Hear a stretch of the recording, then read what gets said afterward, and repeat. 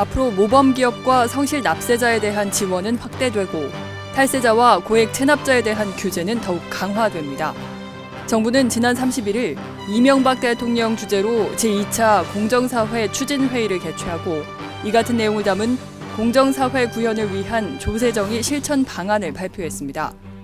국민의 납세 의무는 4대 의무의 하나로서 공정사회 구현을 위해 가장 시급히 개선되어야 할 과제로 보아 오늘 회의에서 조세정의 실천 방안을 보고하게 되었습니다.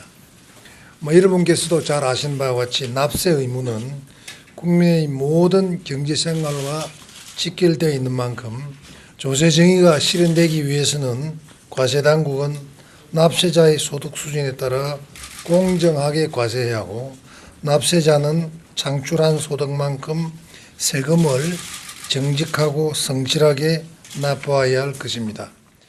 이는 조세정의가 공정사회 구현의 핵심 가치임에도 국민들은 조세를 가장 공정하지 못한 분야로 평가하고 있는 데 따른 것입니다.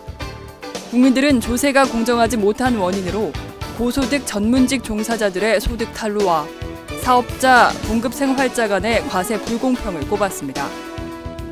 반면 조세 전문가들은 신고 불성실과 낮은 세원 포착을 원인으로 들었습니다. 이에 따라 정부는 모범기업과 성실 납세자에 대한 지원을 강화하기로 했습니다.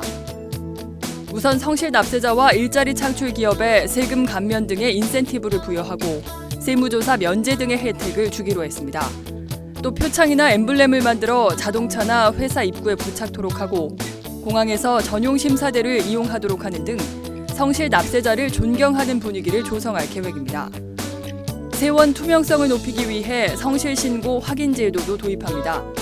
성실신고 확인제도란 고소득 자영업자의 사업소득 신고 내용을 세무사가 확인하는 제도입니다.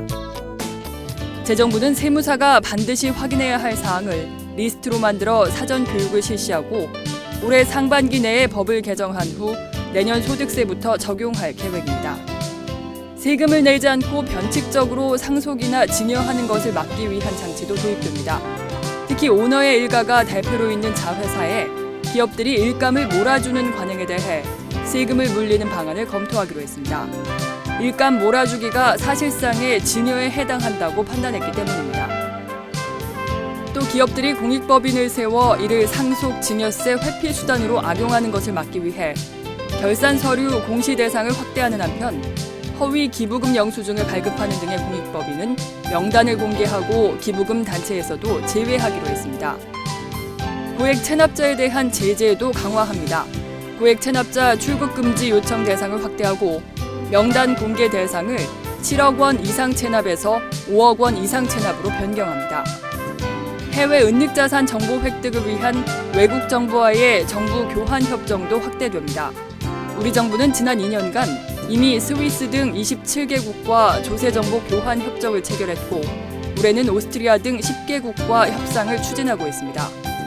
이 밖에도 정부는 체납세액 징수 업무를 민간에 위탁하는 방안도 단계적으로 실시할 계획입니다.